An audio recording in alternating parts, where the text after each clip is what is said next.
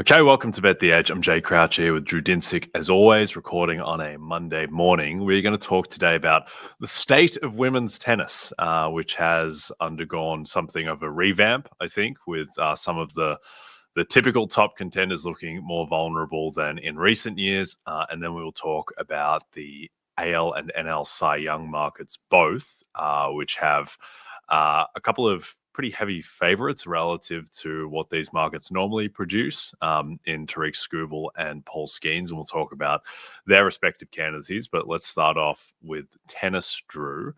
I think the best way to start with this is just kind of thinking and evaluating just macro, like who are the best players in women's tennis at the moment? Like, how would you rank the top 3 to 5 players? I mean, you could have gone even a step further and said, who's good? Yeah. The cream of the, kind of the best of the tour. They played a lot of tennis last year, Jay. We had the Olympics on top of the already grueling calendar. All of the top players basically had no injuries. They were at every tournament. They played deep into every tournament appearance that they made. And then we had a Riyadh finals that was very, very high, very tightly contested, a lot of long matches. And I think really what happened is there must have been some wear and tear that just has really kind of sort of shaken up the solid hold that the top players on tour had, because this year has been absolute chaos. Now we're in the part of the tennis calendar that we don't really expect to see all of the players in their top form. Some of them come in and they just, they give it an honest effort in Melbourne, and then ultimately, like, they recharge their batteries to start the season at Indian Wells and build into the French Open as kind of a more sincere, start to the calendar for them. And that is very clearly what we have seen, at least with some of these top players who are taking losses that we are very unused to seeing. And we got to start at the top with Sabalenka, who she's now lost 3 of her last 4. Some of them no business losing. There's no world where Arina Sabalenka should be suffering these defeats, particularly on fast hardcourt surfaces. And to a degree, the loss to Madison Keys in the Australian Open final seems to be wearing on her a little bit. Like, it looks like her confidence is a little bit shaken. Even greater questions for me about Coco Gauff, who finished last year. I would have said very confidently she is clearly a top 3 player, maybe a top 2, maybe a top 1. She came into the United Cup this year. She was phenomenal, and I would have said this is absolutely her breakout year. She could end world number 1. She has now lost 3 matches in a row. Again, all 3 of them like decisively, not straight sets to women who she should not be tussling with, let alone losing to. And so, Sabalenka and Coco Gauff taking clear steps backwards this year was not something I expected at all. And then the Iga question mark is still sort of swirling, where at times during her Australian Open, particularly her quarterfinal performance, I came out of that match saying, oh my God, Iga might win the calendar slam this year. She could win all 4 slams. She's playing that well. And then she gets immediately pumped her next time out. Yelena Ostapenko gets her for the 5th time in 5 tries in Doha, a tournament that Iga never loses. And then Mira Andreeva takes her out in Dubai this weekend. So, there really are serious questions about the state and kind of just supremacy of the women at the top of the tour right now. And it's making it a very fun handicap. You've had breakout performances from young players like Mira Andreeva, who had a really, really impressive weekend in Dubai. Right now, her ELO would be top 3 for me on tour, which is a very, very quick ascendancy to that level. I would put her above Coco Gauff right now and a hair below Iga and Sabalenka as far as fair match pricing. And that's cool and exciting because we've been waiting for a player of her caliber to kind of hit this gear. And I think she absolutely has the goods to be a contender at slams this season. So that was an exciting breakthrough.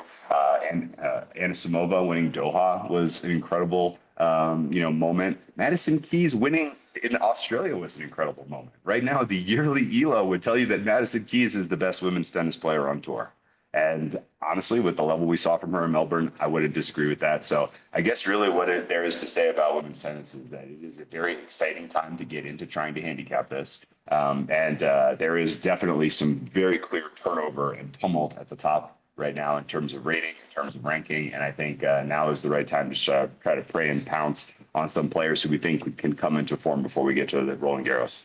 Okay. Well, I got two names for you. One is in great form and the other not so great form. Clara Towson and Xinwen Zheng. Zheng has been thought of as kind of the next big thing for a while now, and has reached the Slam final, had really good form coming into the Australian Open, and then has now lost 3 straight matches and kind of just been off the pace. So what's happened to Zheng? And then we can talk about Towson. Yes, so because of her team, Zhang's her physical state is not very clear and transparent what's going on with her. She clearly was dealing with some sort of injury to start the season. She pulled out of some tournaments she was entered in. So I think there's clearly something going on with her physically where she's not in peak form. But actually, I would say do not panic. Zheng is one where if she has another couple of stinkers, and again, like she's lost her last 3 in a row as well. She lost to, I want to say, was it Mackenzie Kessler? I forget who she lost to most recently, but it was she clearly outplayed her opponent and still was was on the losing end. So there are signs. It was Stearns, Peyton Stearns. Okay, well, we'll get to her. She's in Austin this weekend.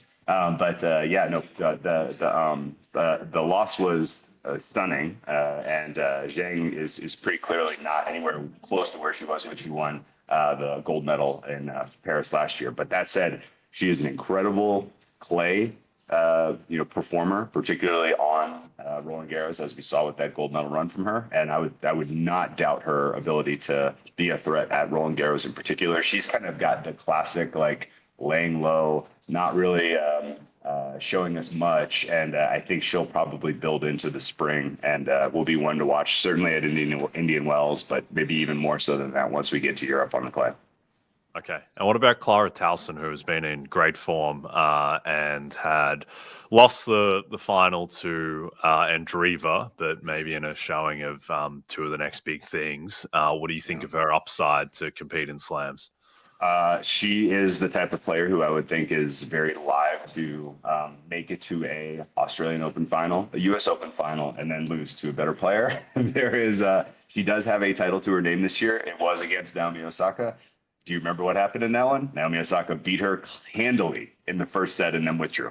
So there was a very it was a little bit of a gift of a title, and I never really felt like yesterday that she was going to find a way into Mira Andreeva's game, and I think that's probably like just a little bit of she's got like a let's say a Jessica Pegula type of arc to her, where she'll win some titles. She may win some decent, some big stakes titles, some big money titles. She'll probably have a top 10 ranking at the end of this year, and I think that's rightfully so. Right now, I would put her in that 12 to 15 ballpark in terms of how I rate her. But she could finish in the top 10 because she's young. She's going to play a lot of tournaments. She's going to accrue a lot of points. But ultimately, I think when it comes to slam pedigree, she's a likely finalist, but not a likely winner, in my opinion. Okay. Well, you mentioned Jess Pegula. She is playing in Texas this week at the ATX Open. And also we have a tournament kicking off in Mexico as well, the Merida Open. None of the absolute top tier players are featuring in these tournaments, the likes of Sabalenka, Swiatek, Goff, Andreeva, Keys, Rybakina, all not listed. So do you have any bets in either of these tournaments, Drew? Yeah, let's talk about Austin first. Pegula, as you look at the prices right now, she's 175 to win the title. Your next choice is Diana Schneider at 6-1. That's a huge gap, and I think that's correct.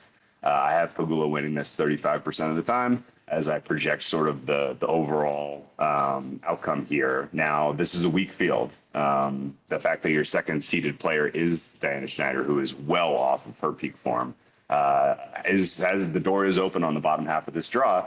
And actually, the name that immediately popped was Peyton Stearns, because she, of course, is a former NCAA title winner at UT Austin. Did you know that? She has the goods, and spent 2 years in college, transitioned to pro. She had a little bit of a slow burn, kind of figuring out how to be a pro. But she broke through last year. She made a first career final, and then she won her first career title in Morocco. Now she is home at Austin, sleeping in her own bed, Jay. You know, that's always a plus when you're making a fair price.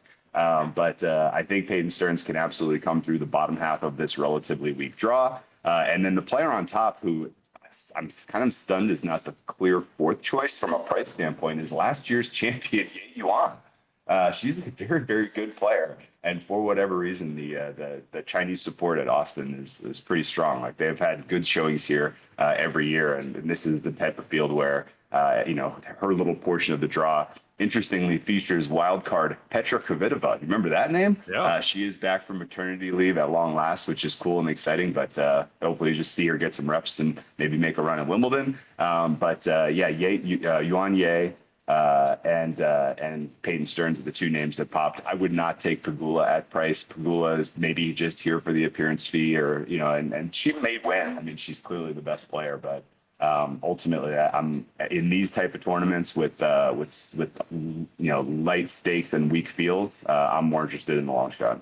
Okay. And what about in Mexico, where Paula Badosa is the 3-1 favorite? Emma Navarro, the way that the market is pricing her, and I've been strong against her all season. I don't understand where people are expecting all of a sudden she's just going to find form here. I think Badosa is pretty clearly the best player here. And ultimately, this is a kind of a fun field as well. Not as weak of a field at all. A lot more kind of KG vets. Kostyuk is a KG vet. Kalinskaya is a KG vet. Donna Vekic is a KG vet.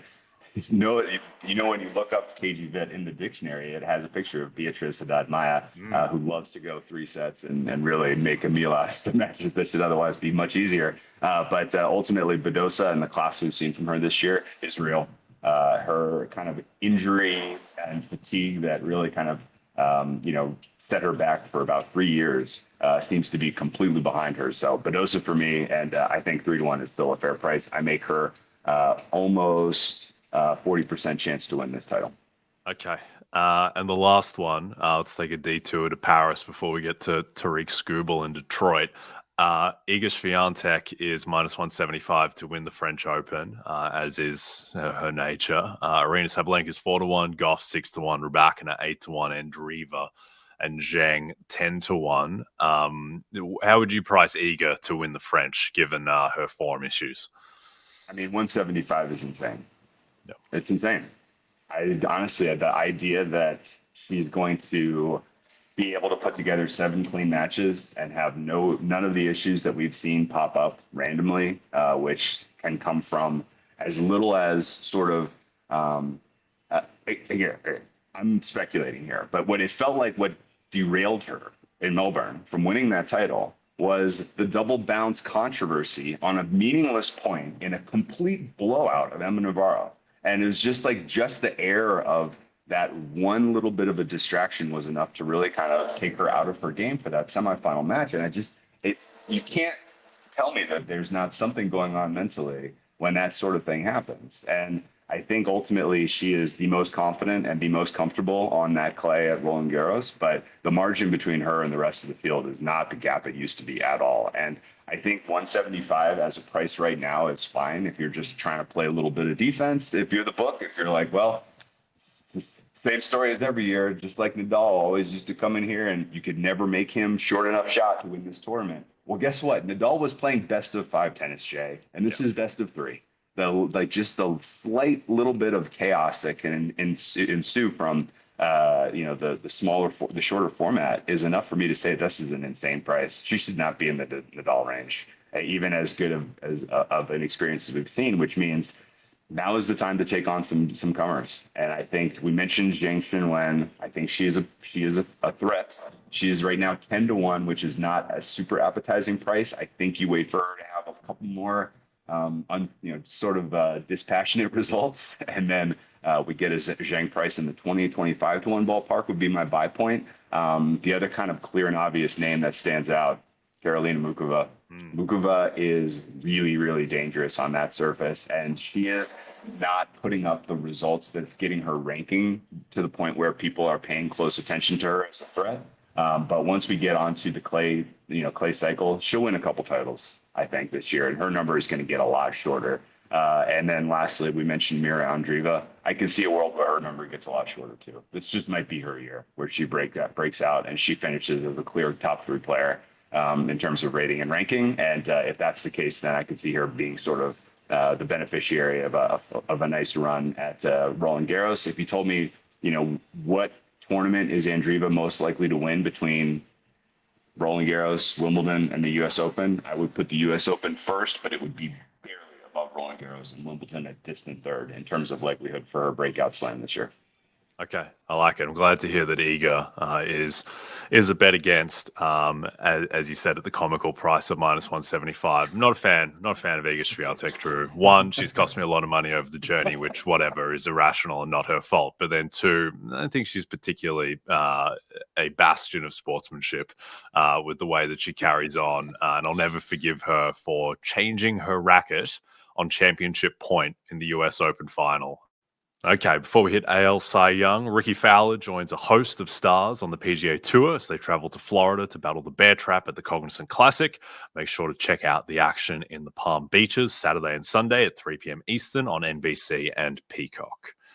Okay, American League Cy Young, Drew. Tarik Skubal is plus 350 to go back-to-back. Garrett Crochet, my long-distant ancestor, Croucher. He's 6-1. Cole Reagans is 10-1. Jacob deGrom, who is seemingly healthy, is 10-1. Logan Gilbert, 12-1. Garrett Cole, winner 2 years ago, is 14-1. Does anything in particular interest you in this market?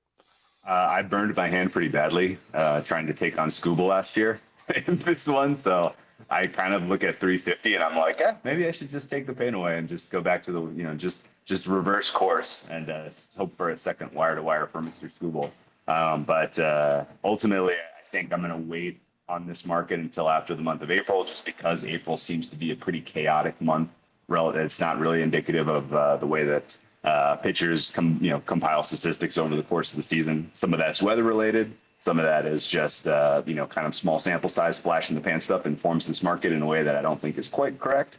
So I'm going to sit and wait and probably hope to pounce on Skubal in like the 5-1 range if he loses 2 of his first 4 starts or something like that. Yep. I think that's fair. I do think Skubal is probably in a tier of his own as the best pitcher in the American League. And now it's not like there's a monstrous gap between him and the next guys like the Garrett Crochets of the world. But I do think he is clearly the best. At the same time, I don't think there's any value at plus 350. I would say approaching both of these Cy Young markets, my main feedback would be that you can likely afford to wait through spring training because guys get hurt in spring training every single year. And then secondly, this market is typically priced very flat, which is how it should be priced, given that there is so much variance in pitching. And it's not just about who is going to pitch really well and be the most deserving winner, because there's just naturally a ton of variance in pitching, just with batted ball luck, with home run, fly ball luck. That's, often the most deserving guy. He doesn't win because he just gets screwed by luck and variance. So the other thing too is that, if you're trying to blast AL, NL, Cy Young markets 5 weeks before the season, you can probably say goodbye to those accounts as well. So all that factors in to thinking that you should probably, for the most part, just wait a little bit. I would say in the American League, in terms of guys who stand out to me, no interest in Reagans, Gilbert, Garrett Cole, who are kind of the second tier of guys. If I was looking further down the board, the names who jump out to me: George Kirby at 20-1, Max Fried at 22-1. I think these guys have just kind of settled into being kind of thought of as the, kind of perennial down ballot Cy Young candidate type of guys. But I do think that they have the upside to absolutely win. They have the pedigree, they have the stuff, they have proven records where I think that, those guys are slightly above 5%. but a lot of these players and a lot of the edges that I would see in these markets, it's a lot of 20-1 or 16-1 type of fare, and you can probably wait to get more info as we get closer to the season, and then mainly get into the season. I think that we spoke about this a little bit last week, but I agree with your point that this is the award, or this is the market where you can afford to really wait, and what you'd want. Like, the best thing imaginable for this market would be if Garrett Crochet has like a 1.5 ERA 2 months into the season and the market has him -110. It's like, oh, great. Well, this guy's got a chronic injury history and not a huge track record of success. I'd love to be able to take on Crochet as a mid-season favorite, and even Tarik Skubal as well. Like, it's just because he's a pitcher and they just get hurt all the time, and there is a lot of variance. Anything else that leaps out to you in this market? Anyone of interest? Well, I got to ask you about DeGrom. Yeah. Is there a world where he looks like the best pitcher on planet Earth through the months of April, May, and June, and then same story as every year? He's -1,000. He goes, that's the last we ever see an error of him. Like, what's your temperature on that? Yeah, DeGrom's fascinating, and DeGrom historically has been the only guy that I've really been willing to bet on preseason, just on the notion that he was for so long just the best pitcher in baseball, and he was in a tier by himself, and he had separation to the field in a way that like Tarik Skubal just doesn't. DeGrom, the issue is firstly, he's 36 years old, and then the main thing is that he has not pitched more than 92 innings since 2019, and that is a long, long time. Now, when he came back last year in Texas, and to be fair, only threw 10 innings, but he looked like Jacob deGrom. Like, he's throwing 98. He had 2.32 FIP. He's awesome, and even what he showed in 2023 in Texas as well. Like, he looked like Jacob deGrom. Like, if he's just the same guy, then this market could run through him. The issue is, and normally I'm all about fading the idea that a guy is definitely going to get hurt, because I think there is more variance in injuries and just more of a luck component than thinking that Christian McCaffrey's definitely just going to get hurt every year, or Saquon Barkley's definitely just going to get hurt every year, and then they keep it together the past 2 seasons and win Offensive Player of the Year. But with DeGrom, I mean, he hasn't pitched more than 92 innings since 2019. That was literally last decade. So I do think there is probably reason to suspect that he is more susceptible to injury. And then the main thing is just that they're probably just not going to let him pitch 165, 170 innings. There are some whiffs of Justin Verlander, who was coming off a serious injury and then did win Cy Young, and he got a bit more innings rope than I think people expected.